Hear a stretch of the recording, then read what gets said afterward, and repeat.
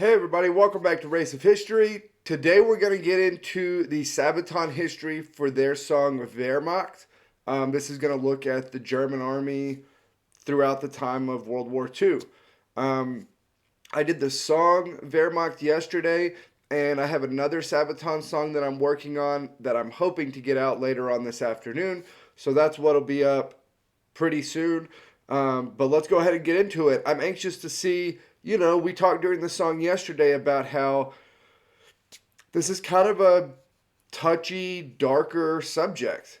The German army of World War II is kind of notorious. So I'm curious as to what they say and how they come at this. So let's get in it.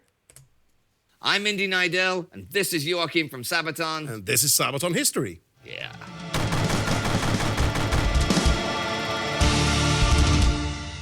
A lot of Sabaton songs are about specific people, battles, or events in military history. Aber nicht Wehrmacht.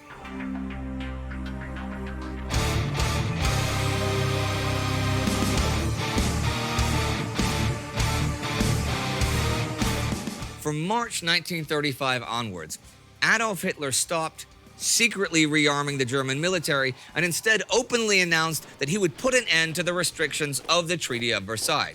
He would reintroduce conscription, expanding all three branches, the Army, the Kriegsmarine, and the newly established Luftwaffe, building a powerful new German Wehrmacht. From a force of 100,000 men in 1933, the Army would swell to 2.6 million in 1936. But this... Yeah, and I talked yesterday about how I've been watching some things on the war factories leading into World War II. Obviously, one of the things that it gets into is the breach of the Treaty of Versailles, right? Because the Treaty of Versailles makes it to where when the Germans start ramping up for war again, almost everything they do is in breach of the treaty, right? I mean, there is almost nothing that is done that is on the up and up. It's almost all in violation of the treaty. And so they have some ways that they're going about doing it at first. They have some different factories that are not technically in Germany, or they're trying out these new designs and new ideas in the Soviet Union. But all in all, the goal is the same. And once they open up and kind of declare their intentions, then at that point, the rearmament and the kind of getting everything ready for war is put into overdrive, because at first you're kind of hiding it and doing it behind the scenes, but once it's openly declared, then if you're Germany, you need to ramp up as fast as possible, not just because you want the ability to expand, which is your overall goal, but if the Allies retaliate, you need to at least have a military that makes it to where the Allies probably won't retaliate, right? If they're able to just come in and kind of stomp on you and put that fire out, then that's a major problem. And so you're trying to build up as quickly as you can once your intentions kind of become known. This was just the beginning of a radical transformation. Under the influence of General Werner von Blumberg, Nazi ideology began taking hold within the army, right? Officers had to take political seminars. Those considered as too unreliable were simply kicked out, and those openly opposing Hitler were turned over to the secret police. Jews were excluded, the influence of the church was severely curtailed, and soon regular enlisted men were not allowed to marry non-Aryan women. The once conservative character of the German officer corps began also changing under the influence of the National Socialist ideology. The younger generation especially were receptive to the self-declared saviors of Germany, and through youth groups like the Hitler Jugend or the likes of the Reichslabor Service, the German people were gradually pressed into militaristic structures, preparing them for future service in the armed forces. Much of the actual German army principles came from the experiences of the Great War. Squad techniques revolved around the firepower of the machine gun, and the stormtroop tactics favored aggressive action with extensive physical training and military drilling. Strong emphasis was placed on the NCOs, flexible independent thinking, in what the Germans called Auftragstaktik, mission-type tactics, allowed the lower officer corps to improvise according to the situation at hand, to keep the tactical initiative in battle without having to follow strict orders that may be outdated or unsuitable. Another key factor was the effective use of combined arms doctrine. While its infantry units varied in quality, the Wehrmacht's most formidable force and the backbone of its offensive capabilities was to be armor. It was an impressive leap from simple training with dummy tanks and tractors in the 1920s to the most sophisticated and advanced tank doctrines in 1939. Panzer divisions were mini armies in and of themselves, supported by motorized infantry, pioneers, reconnaissance units, and artillery. They could operate independently and exploit breakthroughs on their own. And this is what makes them so dangerous, right? It's what makes them so dangerous is that it's not just the armor, right? The armor itself is bad enough on a breakthrough, but you have the motorized infantry. You have the recon units. You can't just lay a trap or come in and fully surround. There's everything that they're doing today, looking back, is one of those things that you're like, yeah, of course. Why? Of course the military works that way. Of course, NCOs on the ground would be able to, maneuver according to the situation. But that's just not the way that military doctrine was widely done at the time. And so, as kind of glaringly obvious as it seems today, although there are still places that don't do that today. In practice, they don't do that. In theory, they do, but not in reality.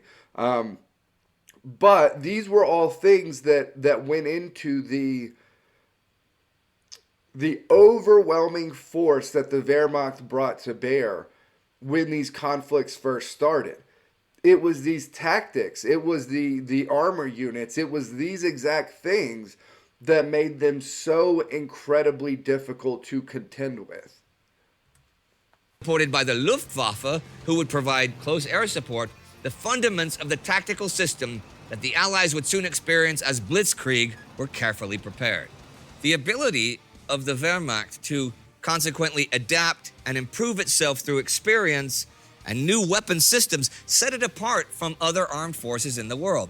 From the rather simple Mark I and II tanks to the mighty King Tiger and Panther tanks in the late war years, they were very capable of improving on their designs and further pushing the technical boundaries of what was possible. The soldiers had high-quality weapons, gadgets, and explosives with which to take on the enemies of the Reichs. Motorized Panzer Grenadiers, elite parachute, and resilient mountain infantry troops were trained and led with the utmost combat efficiency in mind. If it came to war, they would break the enemy and break them fast, achieving breakthrough with a series of devastating hits.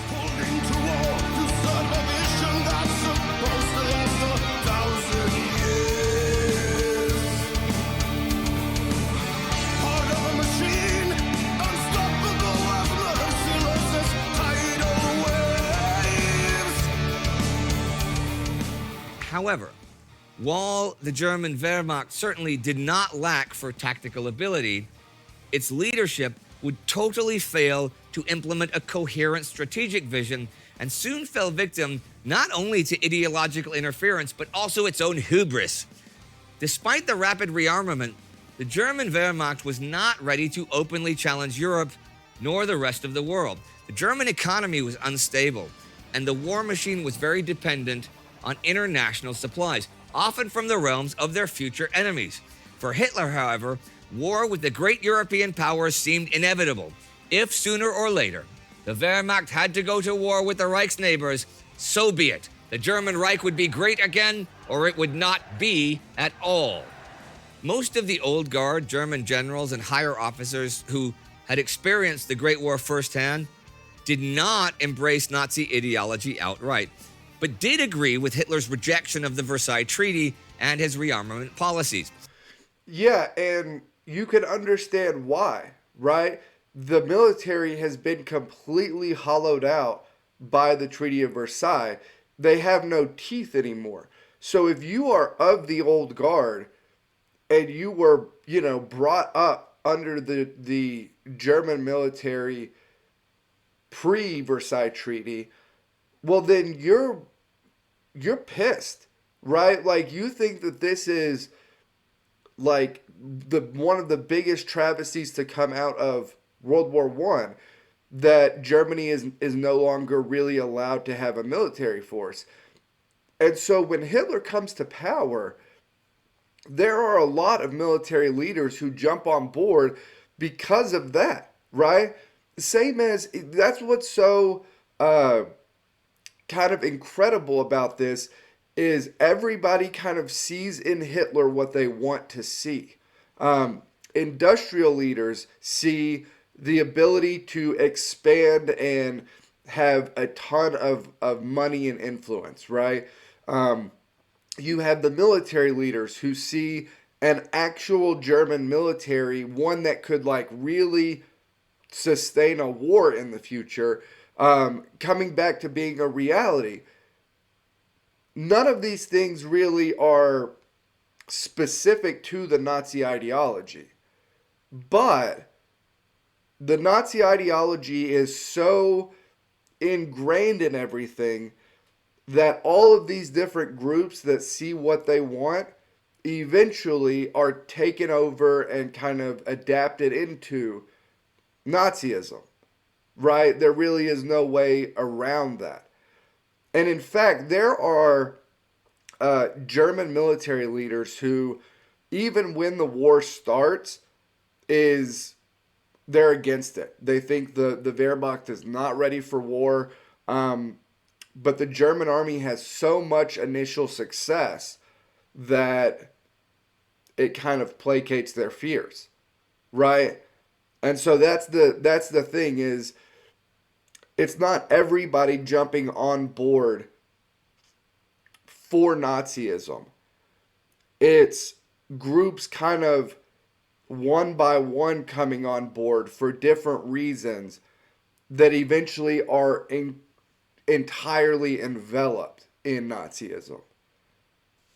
Many generals shared his aversion to Jews and Bolshevism, tracing back to their own experiences of the German Revolution and the local Bolshevik uprisings after the Great War. Some were simple pragmatists or technocrats. Others resigned themselves to the Prussian ideal of the apolitical general. But by no means were they blind or helpless devotees to the Nazis' blood and honor ideology. And many were very much opposed to violence against prisoners and civilians. But the generalship failed to make a move against Hitler when they still had the power to do so. Once all high-ranking opposition was either removed or silenced in the wake of Hitler's victories, it was way too late for that. As early as the assimilation of Czechoslovakia into the Reich, but especially after the Polish campaign in September 1939, the crimes of the SS and the police against Jews, other civilians, and prisoners could hardly have gone unnoticed by the Wehrmacht. The mass executions of non-combatants, often done with the resources of the army, prompted vehement protest from many Wehrmacht generals who saw this as real stains of honor on the German soldiers. They were either ignored or silenced by Hitler. Soon, though, the Einsatzgruppen and the Waffen-SS began challenging the army's monopoly as the armed forces of the Reich. And while the Einsatzgruppen acted as the harbingers of the Holocaust, the Waffen-SS showed fanatical belief in both National Socialism and the righteousness of the war. By 1939, men like General Blaskowitz, they still tried to appeal to Hitler personally. When high officials of the SS and the police called for atrocities and brutalities and publicly praised them, then within the shortest spell of time, only the brutal will rule. With astonishing speed, men of the same sick leanings and character will come together in order to give full vent to their beastly and pathological instinct. General von Rundstedt added that the great achievements should not be soiled by the behavior of irresponsible elements. But although many German generals condemned the execution of thousands upon thousands of civilians by the SS and its auxiliaries, they failed to prevent them from happening. Their moral objections did not turn into action, and the Wehrmacht became slowly but surely an accomplice to those crimes. These spectacular victories in Poland, Scandinavia, and especially France further helped to silence the internal critics. By 1941, Hitler and the Nazis were at the height of their power and approval, and Hitler had pardoned all excesses that the German army had committed during the Polish campaign, and further gave Heinrich Himmler and the SS more power to reorder the East. Were they the victims of the time, or grow parts of larger goals? Propaganda of the right, masterful machine.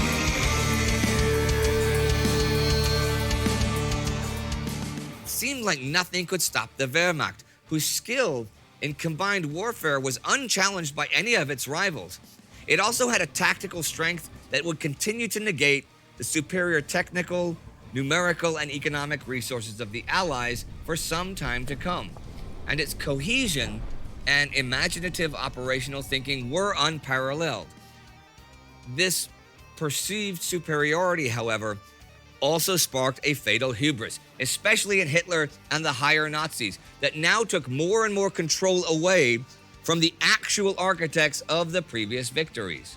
The invasion of the Soviet Union and the Eastern Front was not only the place where the German army would be broken, it was also the place where it would lose its morality. Hubris had caused High Command to disregard the warnings, disregard the concerns of the Wehrmacht's more level-headed officers. Despite its initial victories, the invasion of the USSR in 1941 showed that the German Wehrmacht was by no means prepared to fight such a demanding war against an enemy on such a magnitude. While the spearhead of the elite panzer units and motorized troops were racing ahead, most of the army was still marching on foot or with horses, and despite their tactical superiority, they failed to destroy the enemy's armies before their vital momentum ran out. Yeah, that's actually kind of a misconception of World War II, is the mechanized nature of the German army. The German army still used a ton of horses in World War II, a ton of horses. So I've talked about this before, but I've read a book, 4 Hours in Milai, I think is the title of the book, if I remember correctly. And it's written from the perspective of an American soldier who witnesses the U.S. atrocities in Vietnam at the village of Milai, right? One of the things that happens is that when you allow soldiers to essentially do these types of things, to be able to kill civilians, basically just run wild and do whatever they want. What happens is it breaks like overall discipline. And of course it does. How could it possibly not, right? But that's an issue.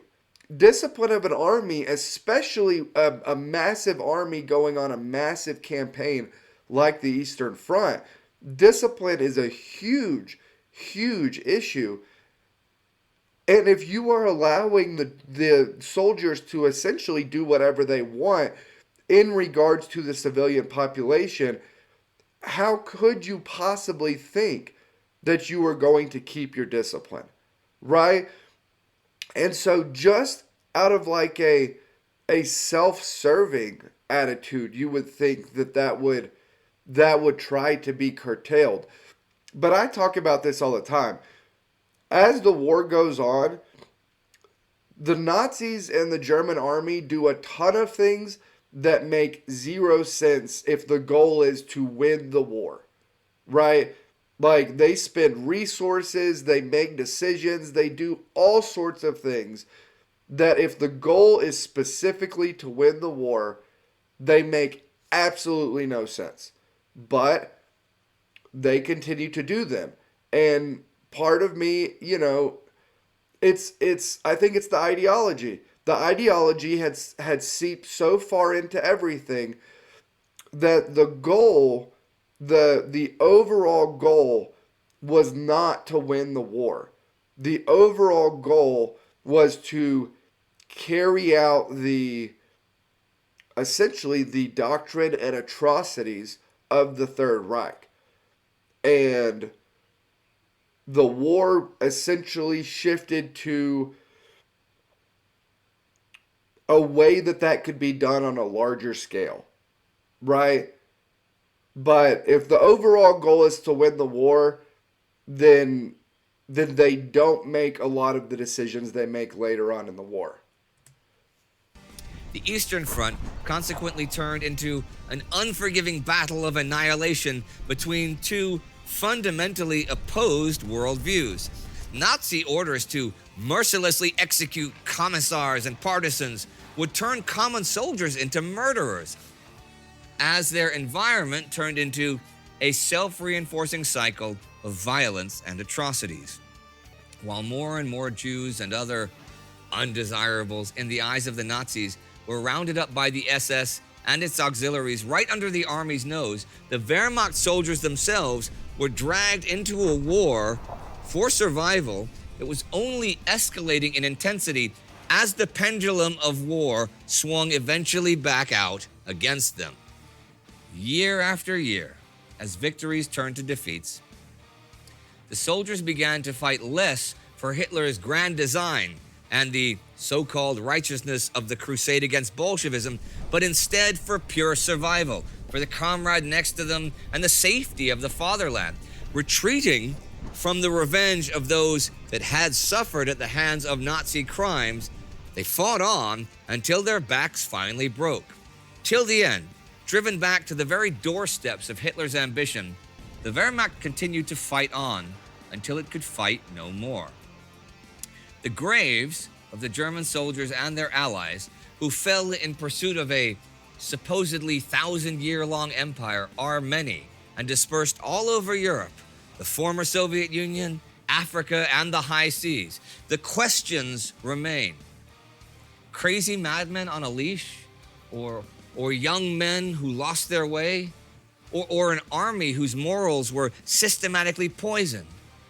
Well, there is no easy answer. I'm curious what everybody thinks about that, about where they put the Wehrmacht in those categories.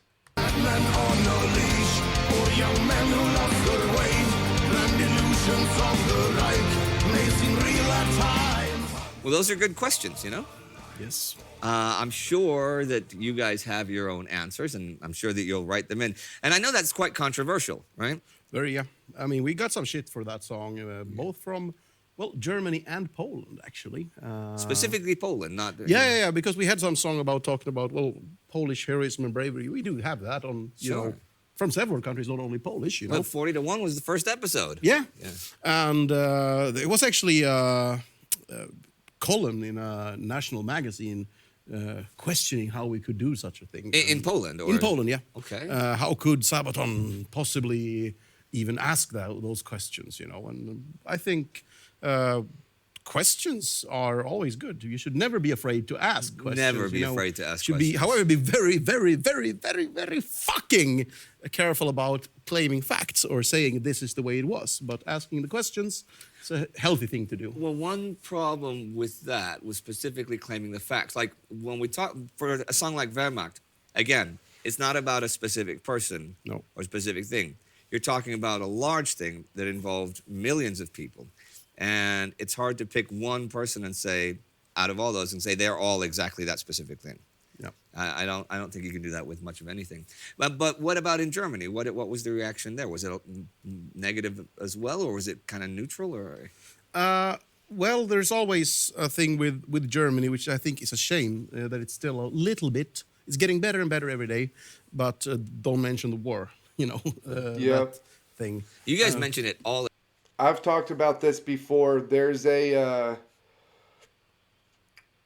I don't know. There's like a sentiment I feel like with Germany that like the war is, and not just the war, but like things that harken back to like Prussian militarism or things like that are a no go. Like you don't talk about them or reference them or anything like that. Um, yeah, I mean, I don't know.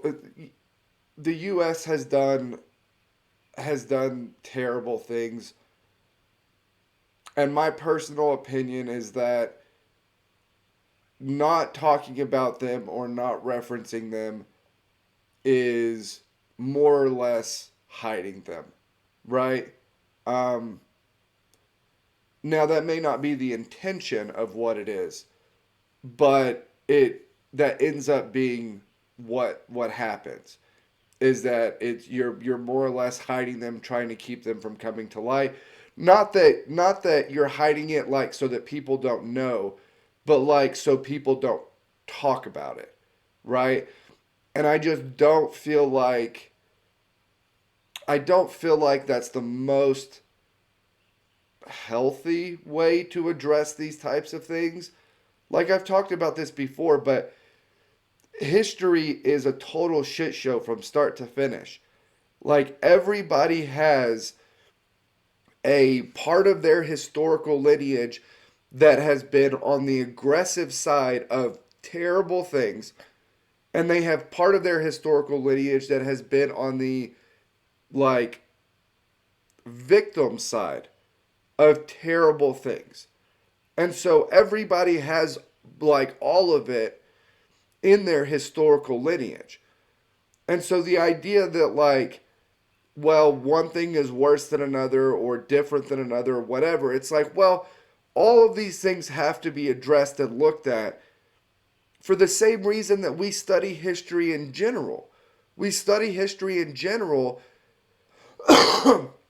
to kind of be able to get a better understanding of the world we live in today and why we're here and where we could potentially be going. Right? And if we overlook or don't talk about the bad things, I feel like that more sets us up to go into a potentially bad direction later on in the future. Because people don't actually know how it came about, how it happened. I don't know. That's just my opinion. I'm curious what you all think.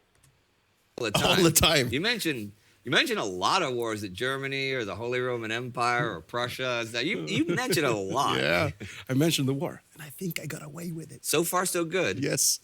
No, but it's. I think it's healthy to talk about those things. It's healthy to ask these questions, actually.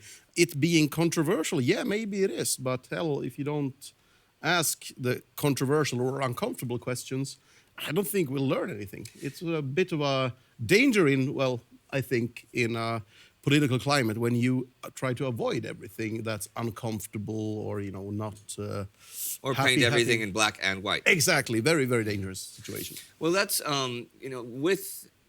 I think history's cool because I'm a historian, but a lot of people don't think it's cool, and that's fine. But it's necessary to either avoid mistakes you've made in the past or to do the same thing again because it specifically worked out for something you like. And since Wehrmacht, that's a story of how did you get to this point? No, absolutely.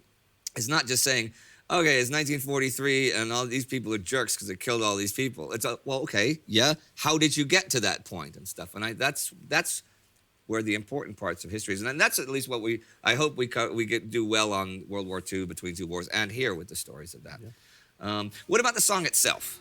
It's a bit of a different one, actually. It's. I used to say that every Sabaton album has one or two songs that are a bit different. And on this album, Coat of Arms, it would be this one and this track, The Final Solution. Right. Both are a bit controversial on the Sure. topic, of course. But musically, this one is a bit more mechanized, a bit different. I guess I was inspired a little bit from the band Crimson Glory. Now, is there a part of the song you'd want to play right now? Let's do the verse. As casualties rise and millions stay around them, did they see it all?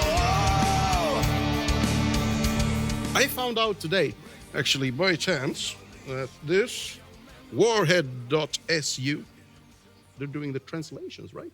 Yeah. And or They the are, yeah. subtitles. Subtitles, yeah. Subtitles. And I thought, the SU, I didn't know which domain it was. And Per made a joke, it's the Soviet Union. I'm like, come on. It's probably, some kind of... Some island in the Pacific or some something. island in the Pacific we never heard of, and they just got that because it's cool. But it turns out SU is actually the designation that the Soviet Union got just a few months before it collapsed. So they were already doing domain names back then, really? yes, Okay. and, they got this in 1990. And they still have an SU address? Yeah, I think it said something on Wikipedia that Russia still controls the SU. I want an SU address. I want that. I want Sabaton.su. So I like the old Mark IV tank there. Anyway, So, yeah. thanks to the Warhead guys for subtitling. Oh, yeah, thanks to the Warhead guys for subtitling. Thanks to the Warhead guys in the Soviet Union for subtitling. Okay. Well, that's it for today on Sabaton History, but we'll see you in just 1 week, yes? Take care. We'll see you in 7 days. Okay, so that was Sabaton History for the Wehrmacht. That was a good one. I've put out a bunch of questions for you guys. I'm curious what you all think about why this,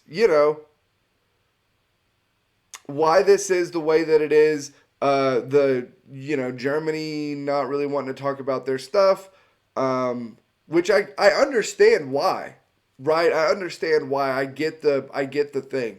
And obviously that's a generalization. Not all Germans are that way. But also the role of the Wehrmacht, what they were doing and how responsible they are. Just everything. I'm curious about all of it. So you all let me know. I'm going to try to get out another Sabaton song later. As always, like, comment, subscribe. Help me keep building the channel over here. I'll put the link to the Discord down below. And I will see you all next time.